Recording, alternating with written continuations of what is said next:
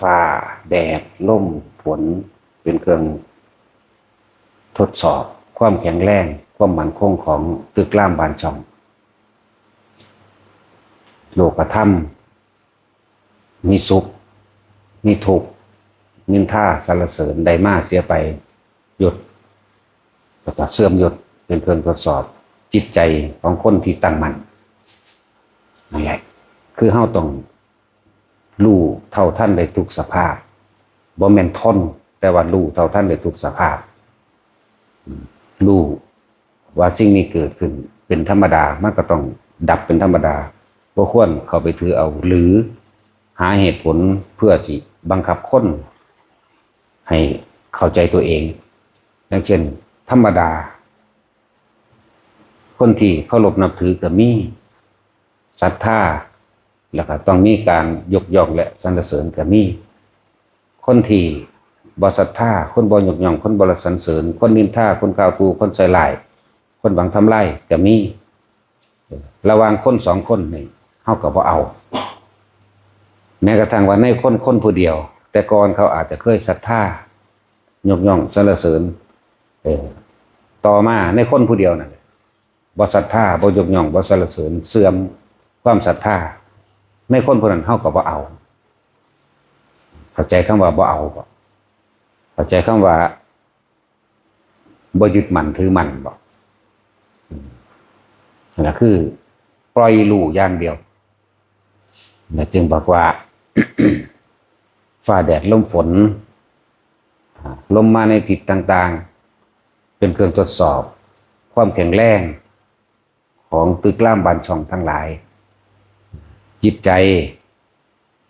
ที่มั่นคงหรือบ่มั่นคงก็ต้องอาศัยคำสรรเสริญ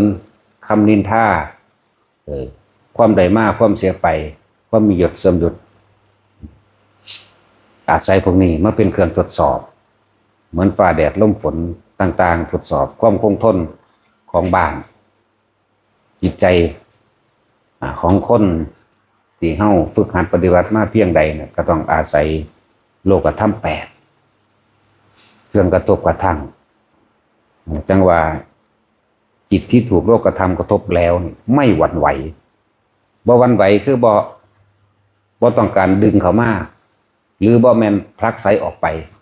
แค่รู้อยู่กับมันเฉยๆรู้ให้เข้าใจคำว่ารู้เด้อรู้แต่คนที่ศรัทธาบ่แม่นว่าเฮาสิเอาเฉพาะบุคคลที่ศรัทธาและสรรเสริญเฮาคนผู้นั้นเฮาก็บ่เอา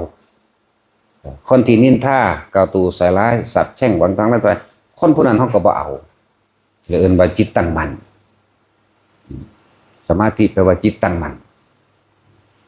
ตั้งมั่นต้องบ่คิดบ่นึกอีหยังในความอยากให้ได้ดังใจใจว่าล่ะมันก็สิบ่หวั่นไหวเอง เป็นธรรมดาทั่วเมื่อมีคนสรรเสริญก็ต้องมีคนนินทาแม้แต่ตัวเฮาเองก็เคยยกย่องสรรเสริญคนบางคนแล้วก็เคยเสื่อมศรัทธาในคนบางคนคือเก่าภาษาหยังกับผู้อื่นเอาตัวเฮาเองนี่บางครั้งเฮาอาจจะเคยเข้าใจผิดนินทากล่าวตู่ใส่ร้ายหวังทำลายเขาเหมือนกันเคยนินทาเขาเหมือนกันแต่เวลาผ่านไปเฮาอาจจะกูคิดผิดเลยเกิดกลายเป็นยกย่องสรรเสริญเขาได้เหมือนกันโตเฮาเองแต่แท้ยังมีทั้งนินทาและสรรเสริญในตัวเฮาเองที่ภาษาหยังกับผู้อื่นความได้มาได้ลาภนั่นแหละเฮาก็เคยได้มาแล้วความเสื่อมลาภความที่บ่เป็นไปได้ดังใจตลอดจังซี่ตัวเฮาเองก็เคยได้ตัวเฮาเองก็เคยเสียสิไปเอาหยังกับมันสิไปเอาหยังกับผู้อื่นจังซั่นแหละคำว่าสุขก็คือความยินดีพอใจคำว่าทุกข์ก็คือความบ่พอใจโตเฮาเองก็เคยมีความพอใจโตเฮาเองก็เคยมีความบ่พอใจนี่สิภาษาหยังกับผู้อื่นว่าเขาสิพอใจเฮามั่งบ่พอใจเฮามั่งก็เป็นเรื่องของเขาแม้ตัวเราเองก็เคยเป็นเช่นนั้นนี่แม่นั่นแหละว่าจิตที่ไม่หวั่นไหวต้องบ่หวั่นไหวกับโลกธรรม8อันนี้แหละมันสิบ่ต้องการดึงเขามาง่ายๆคืออยากให้คนศรัทธาอยากให้คนเชื่อถืออยากให้คนฟังความนั่นนี่คือดึงเขามา ส่วนคนที่บ่ศรัทธาบ่ฟังความมีแต่เกาตูใส่ไหลและนินทาก็บ่ต้องจำเป็นต้องไปอธิบายให้เขามาเข้าใจเจ้าของเองนั่นเป็นเรื่องของเขาบ่แม่นเรื่องของเฮาแม้ตัวเฮาก็ยังบ่มีจริงไม่ใช่เขาไม่ใช่เราไม่ใช่สัตว์ไม่ใช่บุคคลนี่ให้เข้าใจคำว่ารู้อยู่เฉยๆถ้ามันรู้อยู่เฉยๆจังสันปฏิบัติเข้าไปเลยรู้เข้าไปอีกเข้าใจบ้างหมดรู้แต่รู้นี่ใส่กับโลกสมมุติแต่หมดรู้นี่บ่มีสมมุติเข้าใจบ้างล่ะให้มันถึงจุดนี้ฉะนั้นพวกเขาจงอย่าหวั่นไหวกับสิ่งทั้งปวงว่าทุกเขามีความจุดหมายเดียวกันของร่างกายนี่เดินทางเข้าสู่ความตาย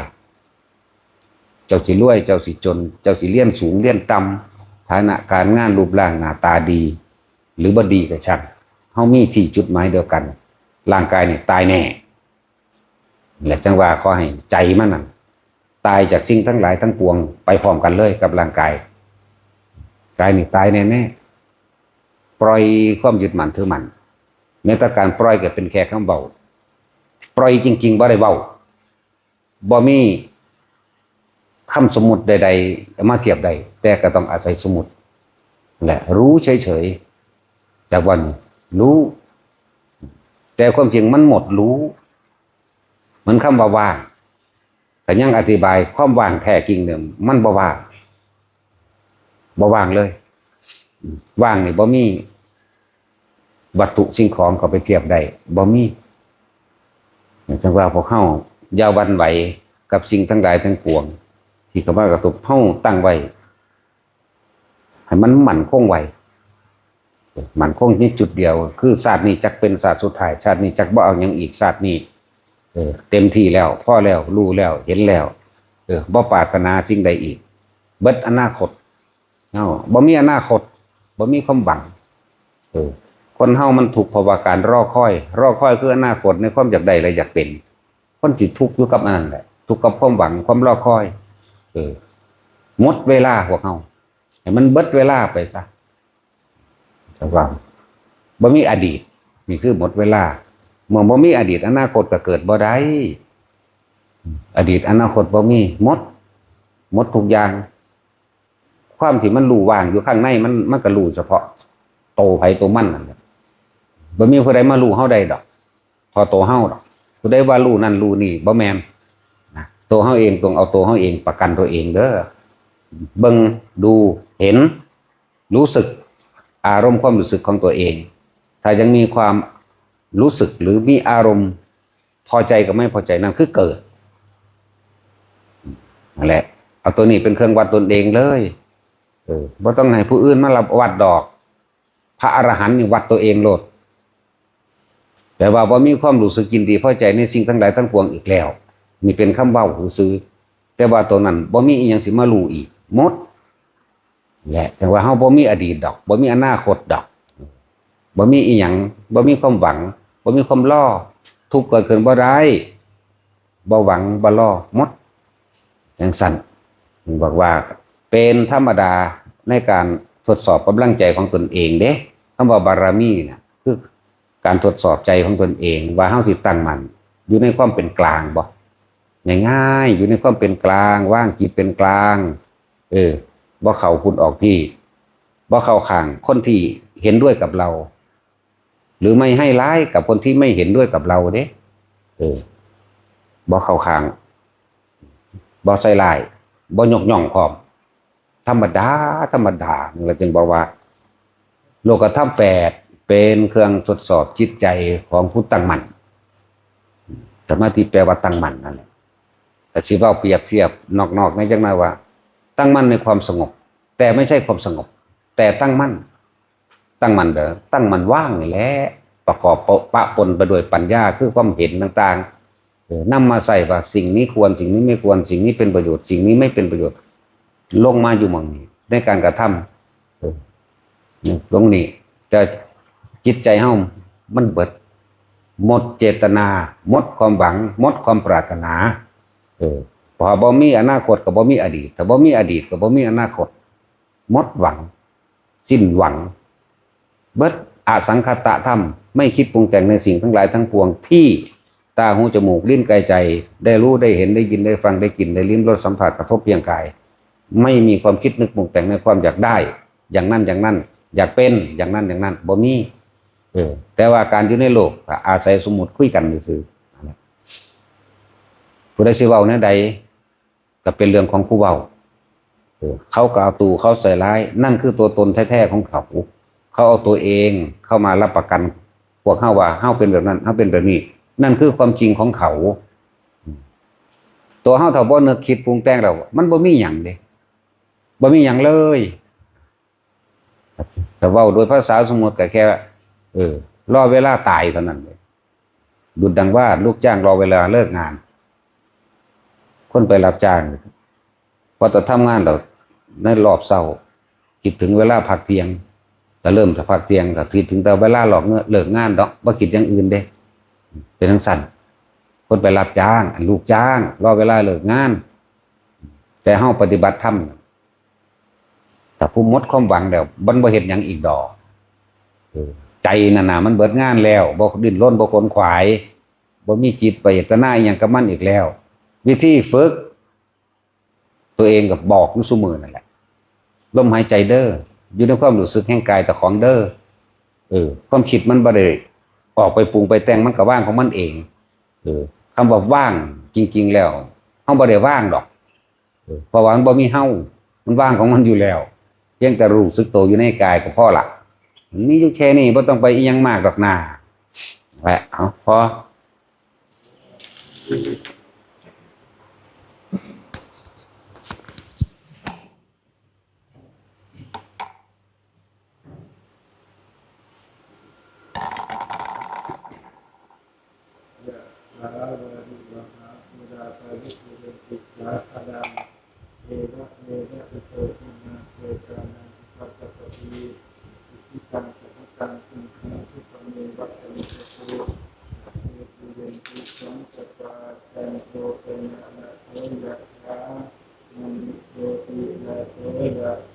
สัพพิติโยวิวัชชันตุโควินาศตุมาเตภวัตวันตรายโยสุขีทีคายุโกภวะอภิวาทนาสิริสนิจังมุตตาปัจจายโนสัพพะโพธัมมาวัฏฏันติอายุวันโนสุขังภวะตุสัพพมังคะลังสัพพันตุสัพพะเทวตาสัพพะพุทธานุภาเวนะสัพพะโสภิภวันตุเตภวะตุสัพพมังคะลังสัพพันตุสัพพะเทวตาสัพพะธัมมานุภาเวนะสัพพะโสภิภวันตุเตภวะตุสัพพมังคะลังสัพพันตุสัพพะเทวตาสัพพะสัมมานุภาเวนะสัพพะโสภิภวันตุเต